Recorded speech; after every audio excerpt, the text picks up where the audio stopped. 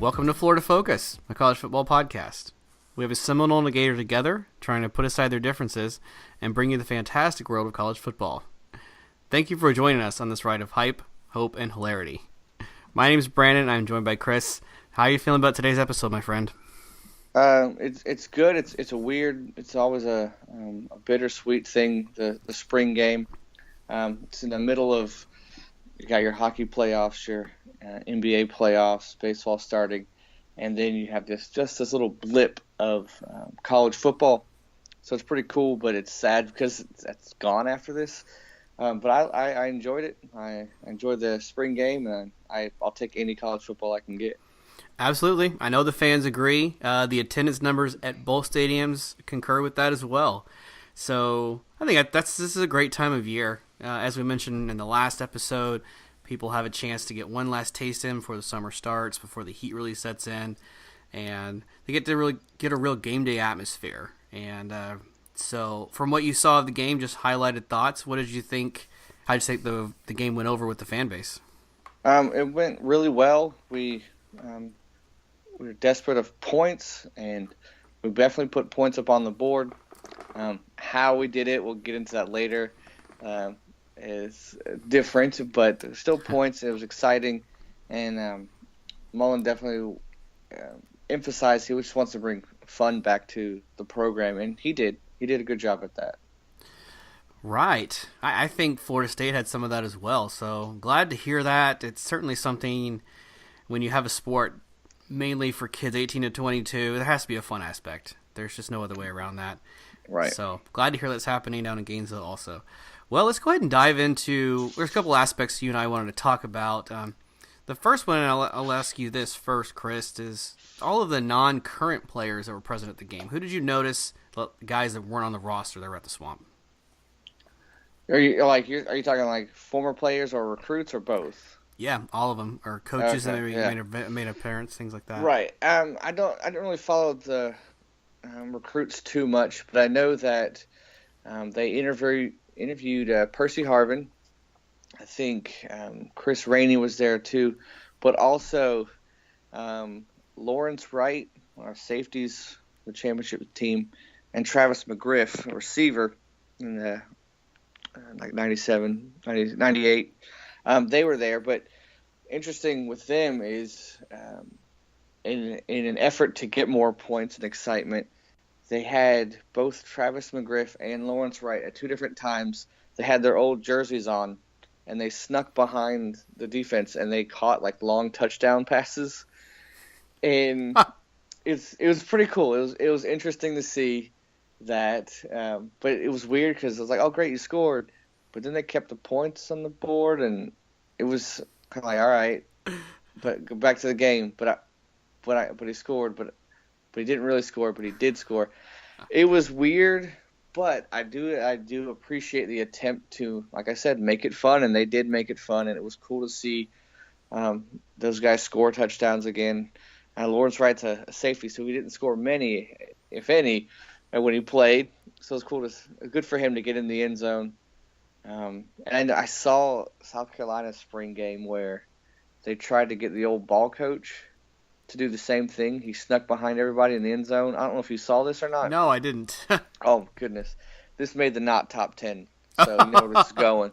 You know where it's going. He snuck in behind everybody. He had gloves on, and he went to catch it, and he just, like, topples over and drops the pass. It was kind of like, oh, I'm so glad they happened at South Carolina and not at Florida. I was so glad he was doing it there and not in Gainesville. But our guys actually caught the passes. It was pretty cool. Cool to see that. And they were interviewing former players throughout the whole game. Okay. And like I said, it was all about having fun, good, light atmosphere. And they accomplished that, especially with the former players. Yeah, I think both schools try and target the guys you kind of be nostalgic about, which sounds like they hit on some of the guys that won some national championships as position players. Yeah. We had our share of those also. So you had former players there, good. Any other coaches make an appearance or any coaching? I think I heard something about a coaching shift. Like they let some other guys coach that don't normally do that. They had like boosters, like the head coaches. They didn't really feature them during the game, to my knowledge, but going into it, there were some boosters that got to be the head coaches. Okay, that sounds familiar. Oh. Yeah, that's what it was. Yeah, which is interesting, and it's kind of like, good for them. Doesn't really affect the game, and if it helps them give us more money, fine. Yeah. We got a fun swamp. There you go. Yeah. No shame in that. Nope. Excellent. Well, so you had some former players, so that's good. You kept it lighthearted. You said they snuck behind the defense, as in like came from the sideline, or they actually ran the route? Oh no, came from the sideline. They weren't in their gear, just their jerseys. Oh. And they just were on the sideline, and they're like, "Hold on, I gotta catch this touchdown pass."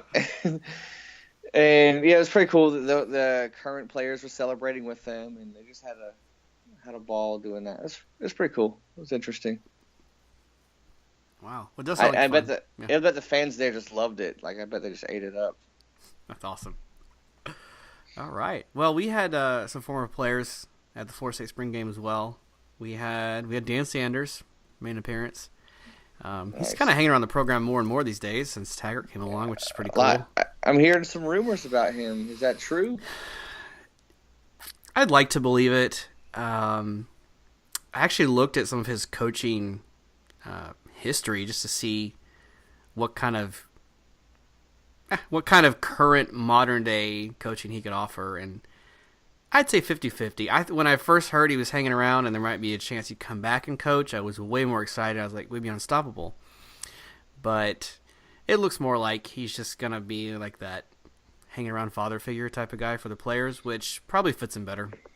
Yeah. Just seeing his stuff for the NFL Network and draft stuff, yeah, I think that fits him real well. It's definitely going to be an asset just to have around. Absolutely. Helps in recruiting also. We had some guys there, and you get to meet Deion Sanders. That's a definite plus. We had a lot of guys came in and out, I guess, this week during practice, and so some were at the game, some weren't. Yeah, we had that too. So I forgot. We had some former players like Kevin Carter came in and spoke to the players after each practice, yeah. Okay, excellent. We saw on the Jumbotron, what would be like Dalvin Cook was at the game. Okay.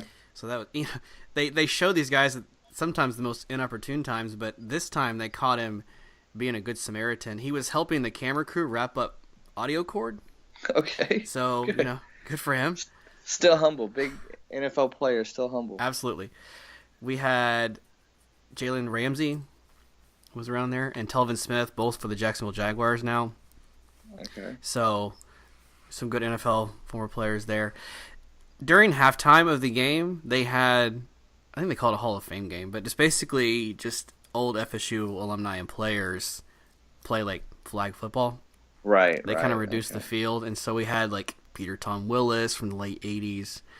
We had Peter Warwick there, who still made a fantastic catch, for what it's worth in that type of atmosphere.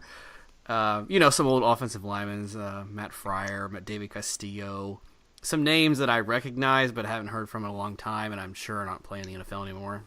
Right. So that was good. Probably the most emotional moment of the game was they had honorary captains for each team. Bobby Bowden was one of the honorary captains. He came back. Man. And Mickey Andrews was the other honorary captain. What a 1-2. Yeah, absolutely. Nice. And that's something a little different than has happened in the last several years. That's something I didn't even realize. Bobby was invited back by Willie Taggart to come in into the practices and speak to the players. It's the first time he'd been back on campus in 8 years. Really? Are you serious about that? Dead serious. I couldn't believe it. And that means the entire time Jimbo was there, he was never involved. And wow. Taggart, that's a smart move by Taggart, man. Absolutely. Get him involved right away. I even heard somebody, and I'll quote them now, they said, we would like him to be around to be that Mr. Feeney type of figure. Yep. That's perfect. And so Perfect I thought that was analogy for him. yes, absolutely. And it was great. They also had an emotional moment or right around the same time where on the video board they have the guy that's deployed in the service. I'm sure you already know where I'm going with this too. Yeah. Yeah.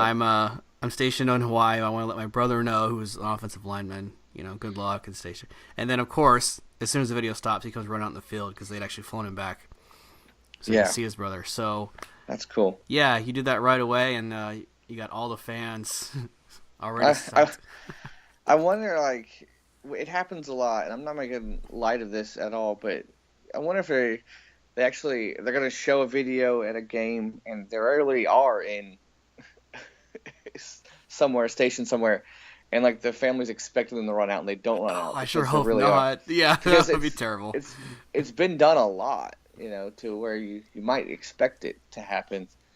I just hope we don't get to that far. Right, right. No, I agree. So that was kind of a synopsis of the non-current players on the roster that were kind of in attendance. So glad to hear that the Gators had some good presence there as well. So we'll move on to the next topic. Let's talk about the atmosphere a little bit. How did the game in the Swamp look? I know you weren't physically there, but you were able to watch it. Attendance-wise, how do you think it went? How were the coaches involved? Just kind of speak to that a little bit.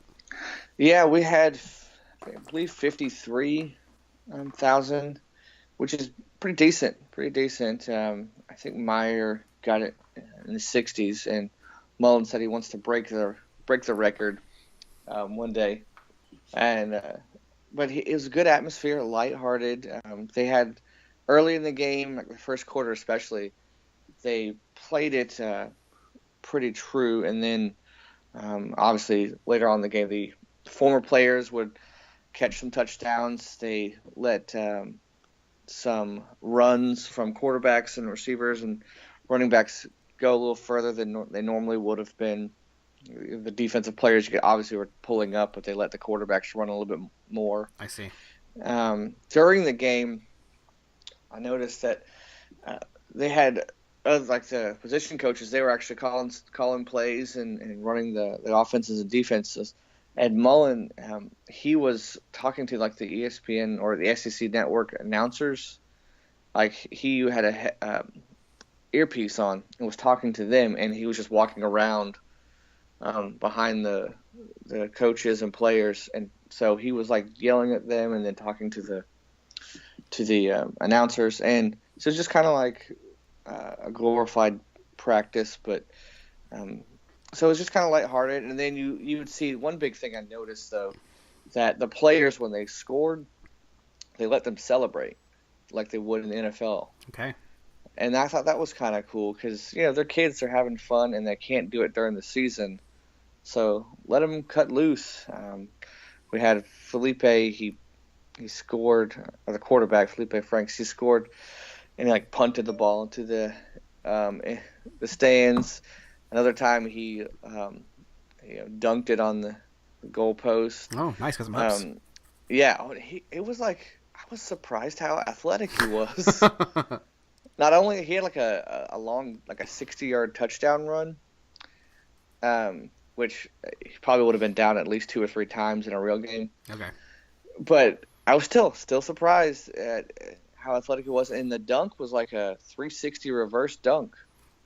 And I'm like, I was very shocked at how athletic he was.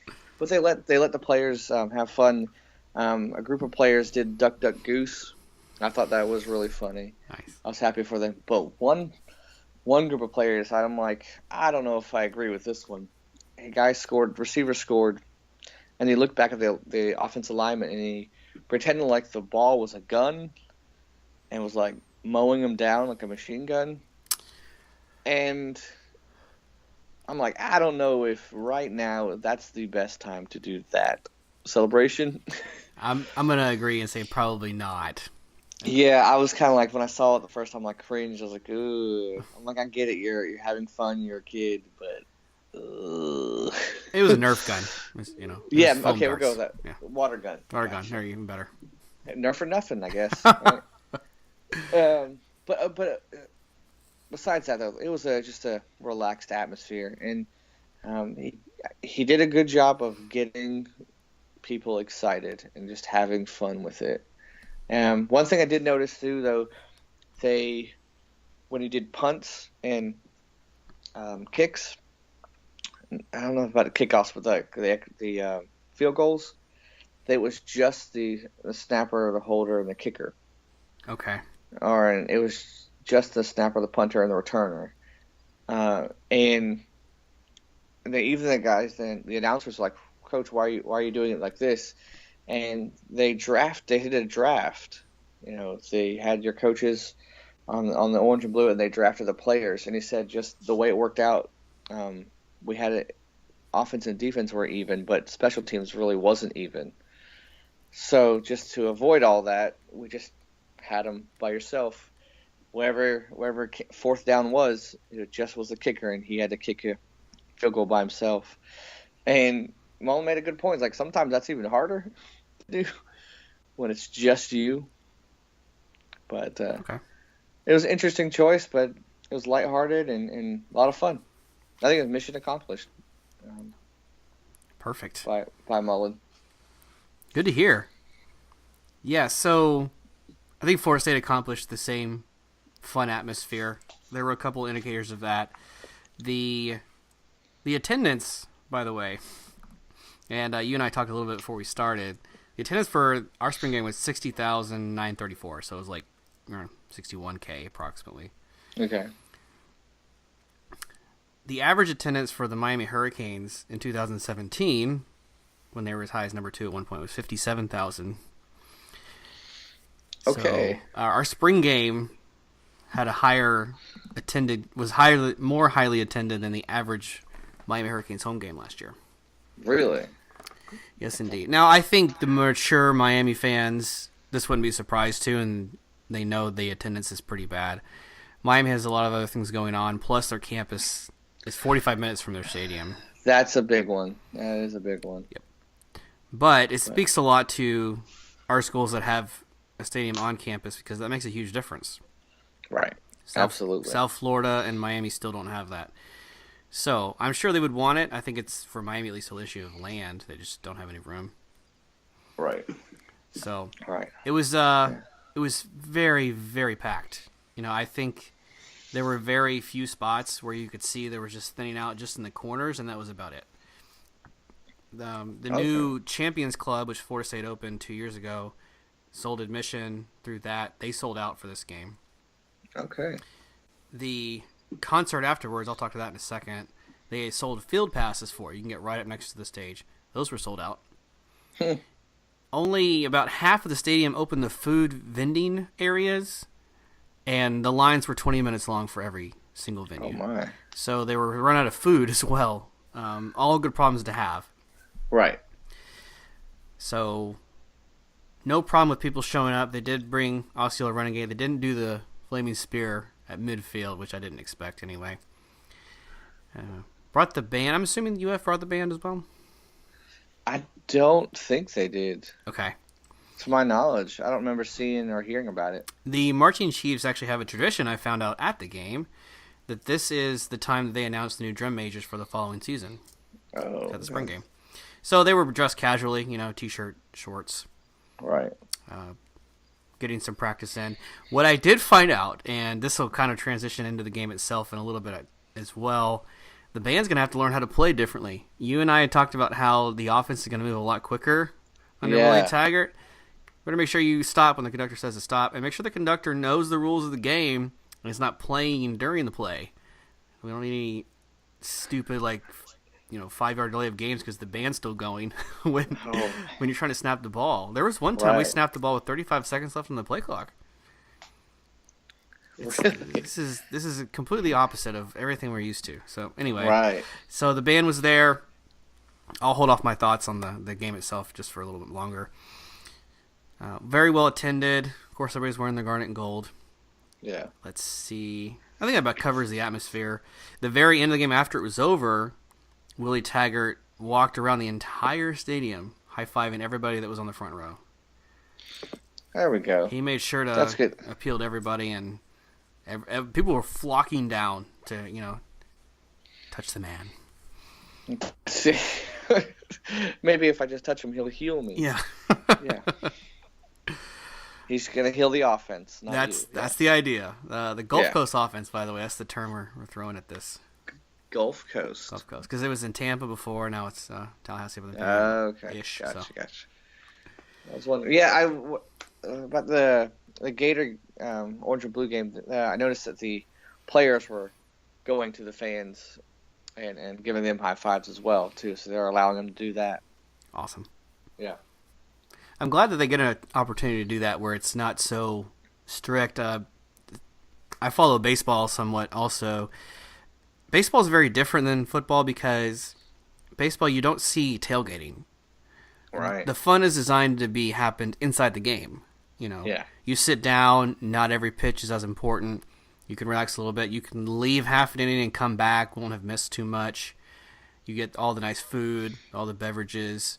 You have the fun during the game. Football, you have all the fun before, and then you go and you watch and you take it seriously. Then you get serious, yeah. So that's right. This is one of the only times you'll have the players get that opportunity. So I'm glad they took advantage of it. Yeah, it's good.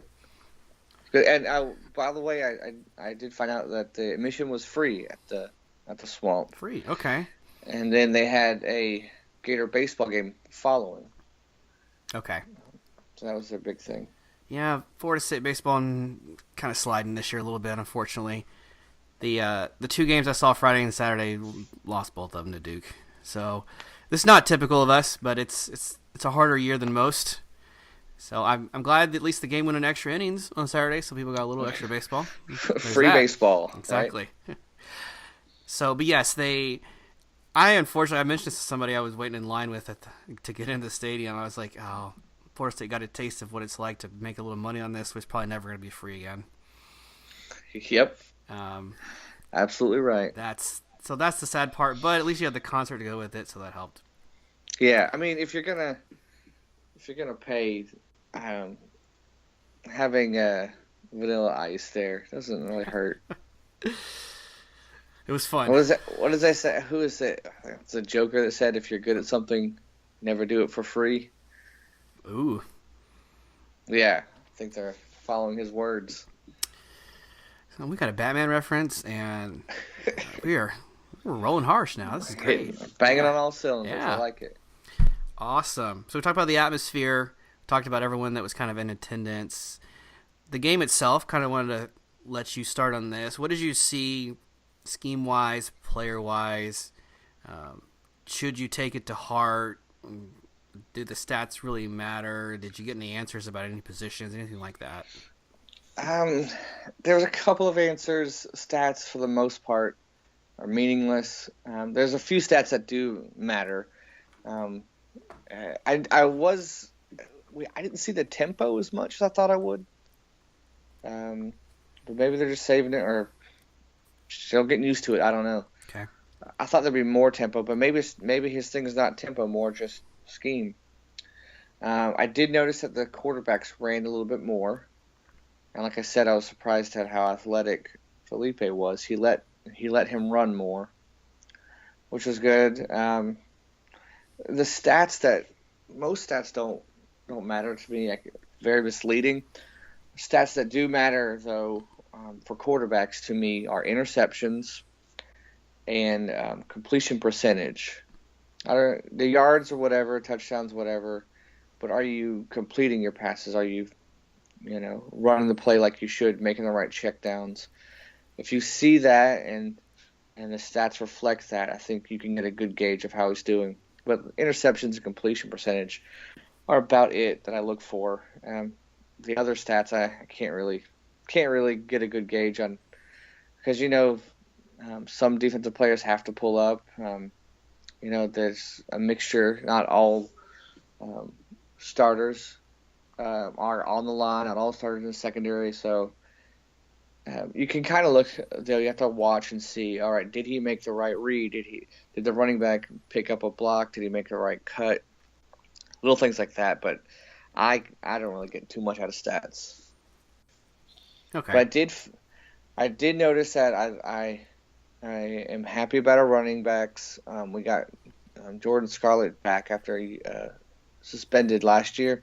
He's back, and with Piron, I think they're going to be a nice 1-2, and then even Malik Davis, who was injured, had a nice freshman year. So I think I'm really excited about running backs, and we had some pretty good D linemen have some good pressure on our quarterbacks, and they just looked good. I couldn't really get a good gauge at all with linebackers in the secondary, but I did notice that the running back stood out on offense and the D line stood out on defense. Okay.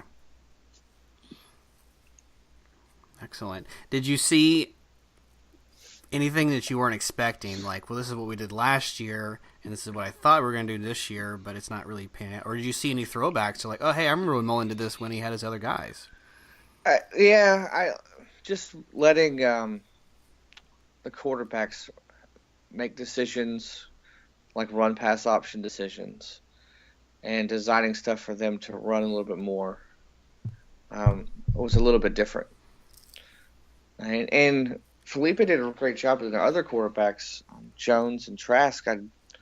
I was happy with their performance too. Yeah. All right.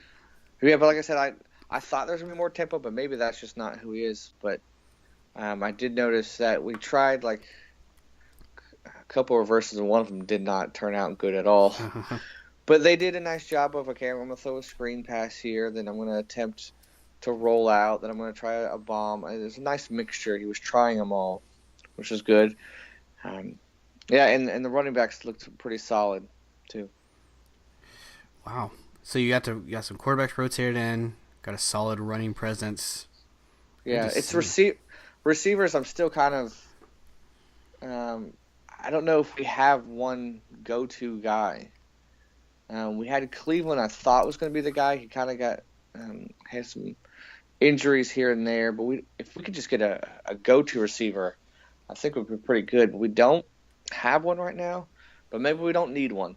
You know, maybe the offense is designed for just whoever's open. You know, they say what's Tom Brady's favorite receiver? The open receiver. Maybe you don't need because Mullen's offense is more centered around the quarterback anyway, so maybe that's not like a big deal.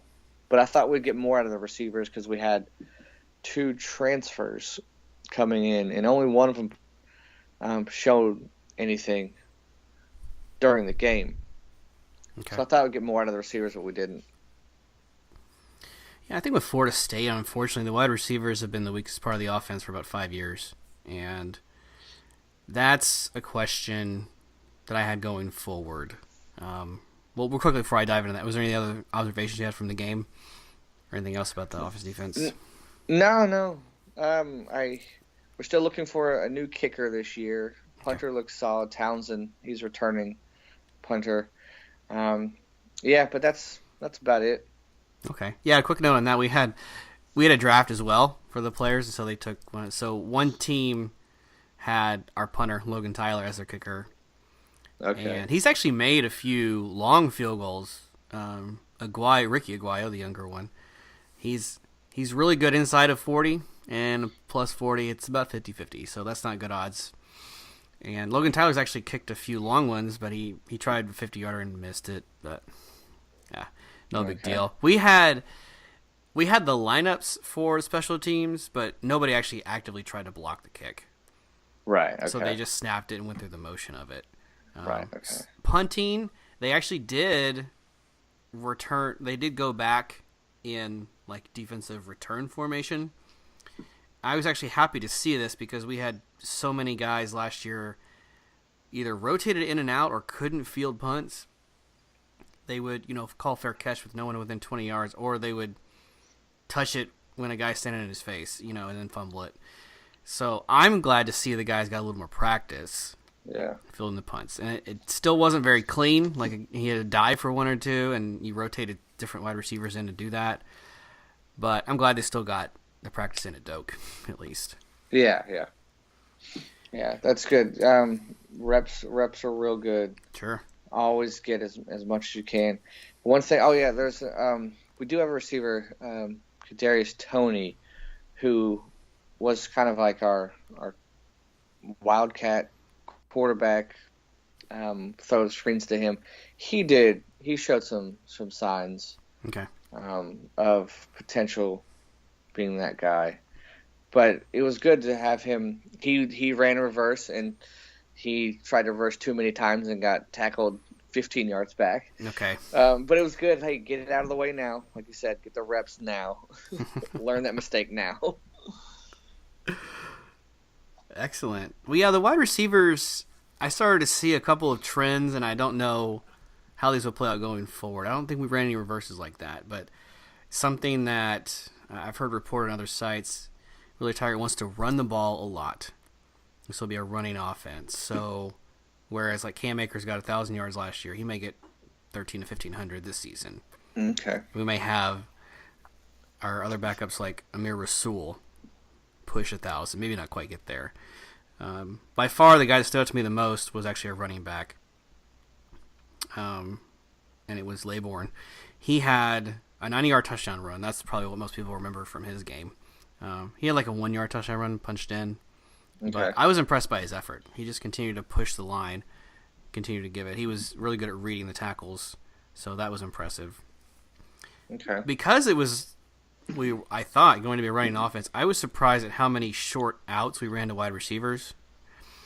So you just throw a quick out to him to get 3 or 4 yards. That, to me, may just be remnants of the old offense. I'm not sure. Whereas I imagine Taggart in the season will use just straight running, mostly between the tackles, to control the game. Okay. So I was kind of surprised that they ran so many of those short wide receiver dinks and dunks, if you will, the nickels and dimes. I don't know much. Go ahead. I was say how do the quarterbacks do? I know there might be is there a quarterback battle or you know, it seems to me like it's Blackman's job to lose.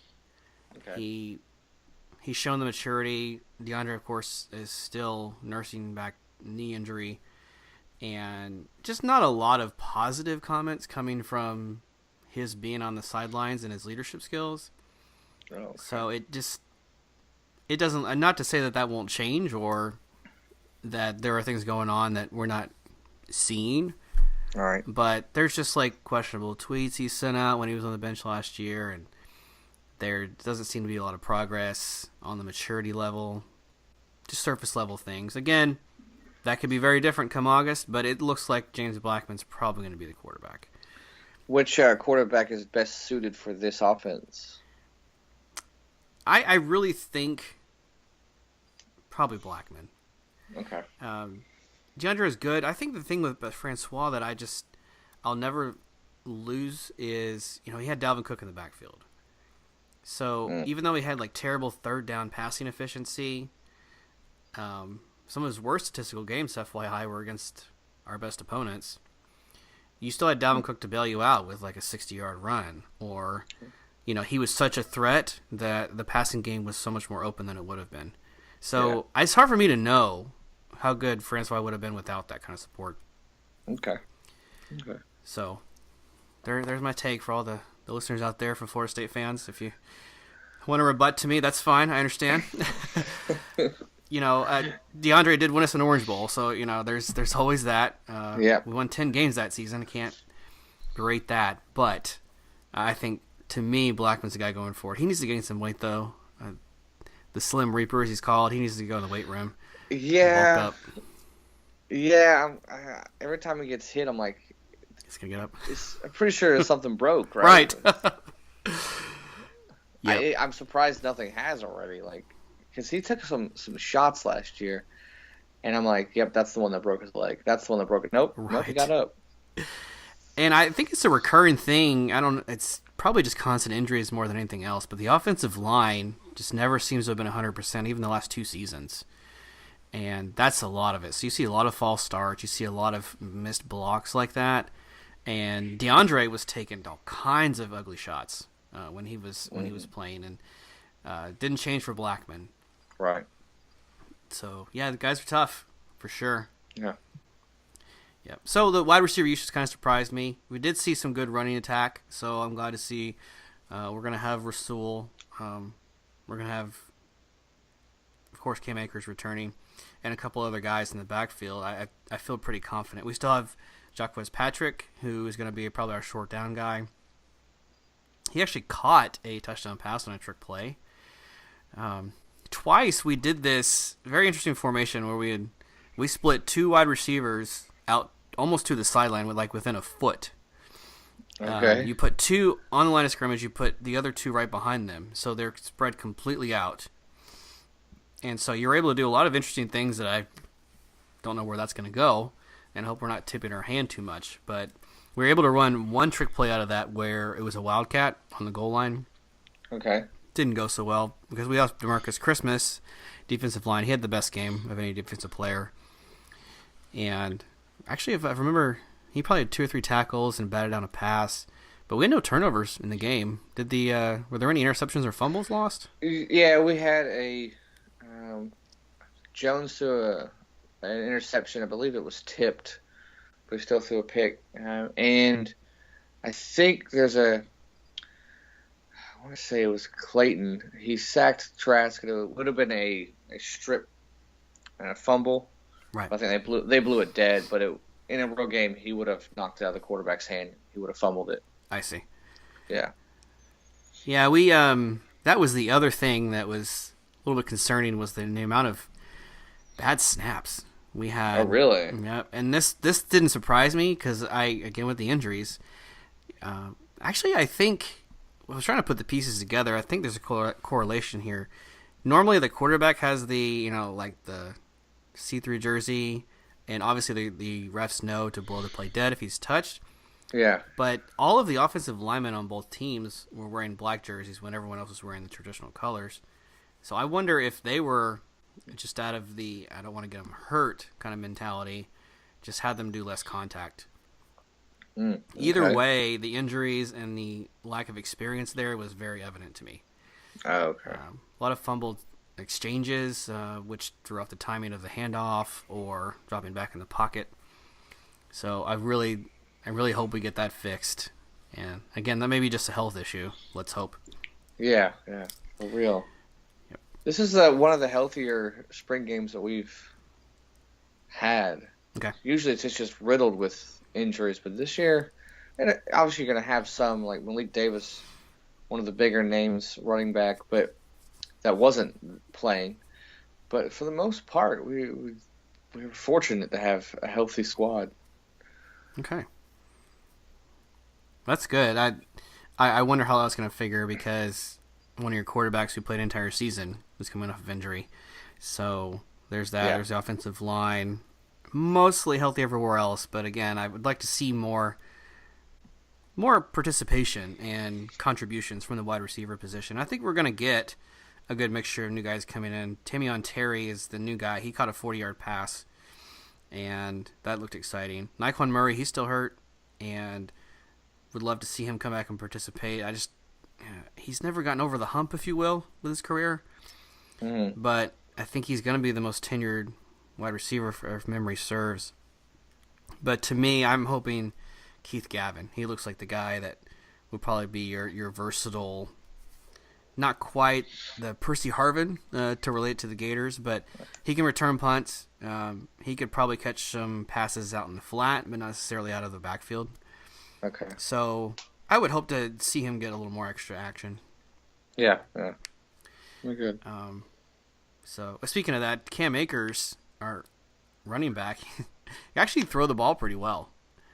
I don't think he ran or threw the touchdown, but he did throw a very, very long pass against Boston College last season on a trick play. Okay. And he's actually probably got a pretty decent arm. So, I hope that we use that to our advantage. And, if push comes to shove, you need a trick play, he can throw a long pass. He's done it before. It's good to have players like that. Yep. So, I'm just giving away a secret there, so maybe the Gators in November are ready for it. But I guarantee you all the opponents are listening to this podcast right now. Don't you writing know notes. They're writing notes.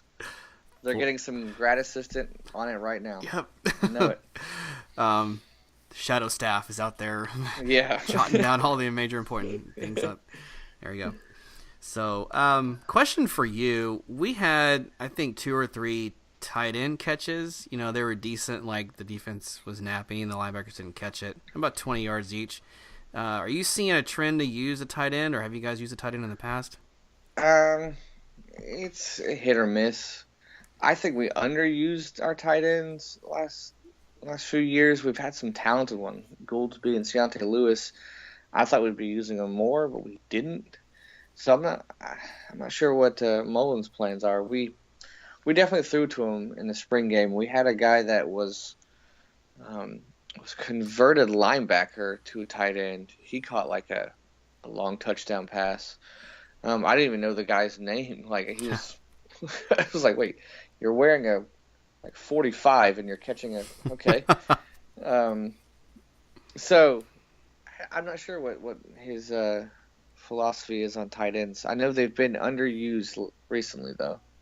I would like to see them get more passes because we have Keontae Lewis. I think he's really talented, and we definitely need to get him the ball. Okay. You know, it's Jimbo's philosophy with the tight end was, he's pretty much a fullback that can run a little faster. Okay. You know, his thought was, well, a fullback and tight end essentially do the same thing. They block mostly. They'll catch maybe an average of 3 to 5 passes a game, and that's it. So if you can get that out of them, then they were good with that. So I'm curious. I don't really honestly know how Taggart plans to do this, but it's a nice little extra weapon there to have. Yeah. Especially if you're driving down the field at the end of halves. I've seen it be most effective then. You got a bunch of deep routes being run. You sneak a tight end about 20 yards underneath. Good. And the goal line, like within 5 yards, that's a perfect spot for tight end. Couldn't agree more because you already need the extra blocker anyway. They Yeah. just release. They're an eligible receiver. Yeah. Excellent. Yeah, so overall, I'm very pleased. It was very exciting. A lot of long passes thrown. That excites the fans always. Right. The most memorable play of the game, actually really kind of funny. I don't know what conference does the officiating staff for these games. I'm going to assume ACC. There was a very, very long pass to a guy named Sheffield. He catches it, and the D-back meets him about at the 14-yard line. Mm-hmm. But he's able to basically push his way out of the tackle and then run for a touchdown. So everybody's cheering, going crazy. Well, the referees blow the play dead and say, actually, we're going to say he was down at the 14 because if this was actual gameplay, he'd have been tackled there. Oh, come on. So Willie Taggart runs over the officials and says, no, that's a touchdown. And so they come back over the mic and say, after review, the rule on the field is a touchdown. Which is funny to me because there was no actual review. They just listened to what the coach said. Right. I think I want to say maybe it was Muschamp did something similar. It was like I want to say it was like 4th and goal late in the game, and we didn't convert. And he was like, "Do it again." No. It was like 5th down, and the rest were like, "All right, you're the coach." So they did it again. I love it was Muschamp that did that. That makes it even better. I'm pretty sure it was him. I could be wrong. I'm pretty sure it was him. Yeah, I wonder if they got them from the ACC and SEC or the rec across the street. Pull some guys from the tailgates that were doing intramural pickup games. That's pretty funny. They're like, just give me some black paint. We'll put some stripes on it, and you're good to go. We went to the booth, a.k.a. coach. Right. No, I my best guess is that they are actually reps that just come in because I think they're part-time anyway because it's a seasonal job, as you would imagine. Yeah. But I think they actually do kind of get them out there for some exposure. Right. I don't even know for certain if that's right. I don't know. It'll be interesting to find out. Absolutely. So overall, it sounds like you guys had a great experience. I know I did. I got a lot out of it. It was a lot of fun to see all the players, the the recruits. We did have the number one recruit in the nation visiting this game, and Okay. I think it's pronounced Kayvon Thibodeau. His experience, at least on Twitter, was the play I just described, where he saw the long pass and how the coach lobbied it for it to actually be a touchdown. Okay. So that was his favorite part of the game. So at least we made some impression there. That's good. Right. Don't know how much shot we have at him, but I'm glad he came to visit us. Right. It's good. Awesome. Well, it was great times for all the fans, as we talked about last week. A little bittersweet, and we've mentioned it a couple times because it's absolutely true. This is it until we get into late August, or as I used to call it, Christmas morning, when kickoff actually comes. This is it. Now we gotta wait it out. Two Christmases. I think you and I have even made the Christmas analogy several years now. When the first day kicks off, it's you could get the really bad gift or the really good one. Right. Absolutely. Opening weekend. I think we're gravitating toward the really good stuff now because you have all the kickoff classics. You have more and more teams because of the way the committee is making their rankings. They're going out and scheduling those good games right away. Yeah. So you got marquee matchups starting with week 1. So we've got Virginia Tech, the first game of the season. So that's the next one we're going to talk about. And Florida has, remind me who they are playing first? It is. I'm drawing a blank. I know Kentucky's the second week. It's not like a big game like Michigan. Okay. Charleston Southern? I want to say I think it was a directional school. Yeah. Directional. Yes. Yeah, I believe it was a directional school. But it's not going to matter because we'll probably have a hurricane come through and reschedule. Right. So it's whatever. Well, in August, you'd mentioned the heat, and that's true in Tallahassee as well, just not to the same degree. You still have a lot of summer thunderstorms that just haven't gone away for the year. One of the first years I lived in Tallahassee, in August, we set a record. It rained 29 out of 31 days. Oh my goodness. It was every day, and it was like every day a monsoon. So when you play games in late August, early September, it's still doing that. And it's not cleared up yet. Right. I noticed here in Florida, you're going to encounter that monsoon for like 30 minutes, and it's beautiful right after. Yeah. And then it's like hot and sticky. Right. Oh, that's not great. Oh, it's the worst. I remember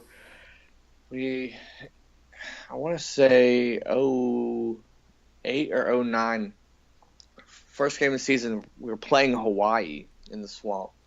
It was a noon game, and it had rained right before kickoff. Yep. And that was one of the most just unbearable games that I've ever experienced. I try not to leave early. I had to leave early that time because it was just so gross. I just felt so gross. For people that are listening, this is obviously a podcast focused on the state of Florida, hence the name. For people outside of the state, it's like walking through a low-hanging dense cloud. That's the best way I can describe it. And you're just instantly covered in sweat. You know, anyone flying into the state, it happens the second you get off the plane. Yeah. The second you get out of your car. It's like if you take a shower and the air vent doesn't work. Like, that's the feeling. or you turn the heat on right after you take a shower. There you go. That's you just feel gross. Anyone that's been camping and you take a cold shower, but it's in the summer and you're just sweating as soon as you get out of the shower? There's another analogy for you. Yeah. You and I have done summer camps, and showers are almost pointless in Florida when you're doing that. Yeah. It's just more of a mental thing, really. But your body hasn't gotten any cleaner. Yeah. Real quick, couple high-level things just to double back. Yes, it is Charleston Southern that the Gators are playing. Okay, good. And Thank you, Florida State fan, keeping the Gator fan. I wasn't even sure, but you're right. It's not going to matter. You're going to end up with the W. Last episode, we had talked about the uniforms for Florida State, and we wore Garnet, and the other team was gold, but they wore white. Okay. We don't have a gold jersey, but we do have gold pants. Okay. So the helmet, of course, doesn't change. Take what you. Yeah, we had orange and blue, and the quarterbacks wore all white. Oh, okay. Yeah. Yes. That's I can tell. And another really interesting thing, and I haven't got full confirmation on why they did this. All the numbers, or most of the numbers for the 4-state players were different. And I think someone mentioned that Willie Taggart doesn't want anybody to have a single-digit number because you have to be good and earn it.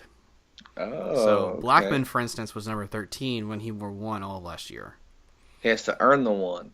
Yes. Now, from what I've gathered, those likely aren't permanent numbers, but we may see some number changes, and that's not uncommon for new coaches to do. I remember when Randy Shannon took on the Hurricane job in Miami, he actually took all the names off the jerseys. Oh, okay. And, the whole idea of, we're a team, we're not individuals. And then Right. eventually commentators and fans didn't know who was what number, so they eventually added them back. That's funny. So, yeah, just some small follow-ups there I wanted the fans to be clear on. Yeah, that's funny. Yeah. So the spring games, bittersweet, as we've said several times. I'm sure other fans that were at the games, Chris, had some experiences, or maybe they had some other ideas or thoughts that we didn't touch on. For them to reach out to us, what ways do we have so that they can talk to us directly? We have many, many ways to reach out. The best places, though, are our website at floridafocuspodcast.libsyn.com. That's Libsyn, Libsyn. And obviously Facebook's probably one of the better ways, too, at Florida Focus Podcast. Also YouTube, Twitter at Florida Focus Pod. And feel free to email us at floridafocuspodcast@yahoo.com. We'd love to hear from you and tell me your experiences. If you were at the Gator game, please let us know how it was, anything that we missed that you wouldn't see on TV. Absolutely. We welcome the feedback, the input, maybe anything that we missed, got wrong. We'd love for you to correct us. And we'd love to hear your ideas. Chris and I mentioned it a lot. We want your feedback. We're looking for ways to incentivize that, maybe give away some prizes for the people that reach out to us. And we appreciate the listens. If you found us on iTunes, we'd appreciate an honest 5-star review because we know we're that good. And if you can get the upgrade to the 6-star, go for that too. Yeah. Tip the scale a little bit more in our favor. Yeah, please do. So the feedback's really appreciated. Anything else before we sign off for the day, Chris? No, that's it. It's going to be a long summer without football, but I'm excited that where our programs are going. Absolutely. Doesn't mean we're going to slow down. We're going to keep going full force, so stay tuned for some more exciting episodes.